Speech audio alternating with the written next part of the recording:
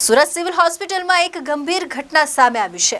3 વર્ષની બાળકી સાથે લેડીઝ ટોયલેટમાં વૃદ્ધ દ્વારા અડપલા કરવામાં આવ્યા હતા।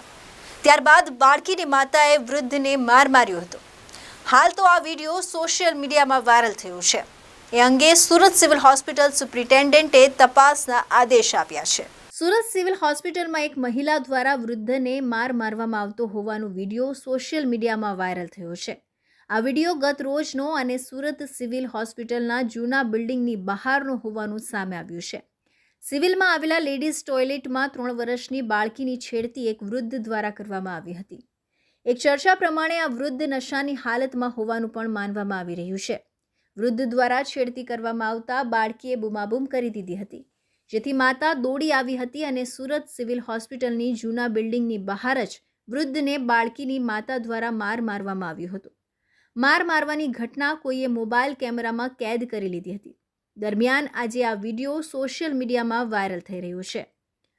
નમસ્કાર, આ એક વિડીયો સામે આવ્યો છે જે સિવિલ હોસ્પિટલના અંદરનું કેમ્પસનું લાગે છે, જેમાં એક લેડી એક પુરુષને કોઈ માર મારે છે ચપ્પલથી। આમાં વિગત એવી મળી છે કે આ માણસે કોઈ નશેડી છે અને એક 3 વર્ષની બાળકીની છેડતી કરેલી છે। તો આ માહિતી મને આજે મળેલી છે, જેની વિગતવાર આ એક ગંભીર બાબત થયેલી છે, જેની વિગતવાર હું તપાસ કરીને નેસેસરી એના જે સ્ટેપ્સ છે એ લેવાનું શરૂ કરીશું।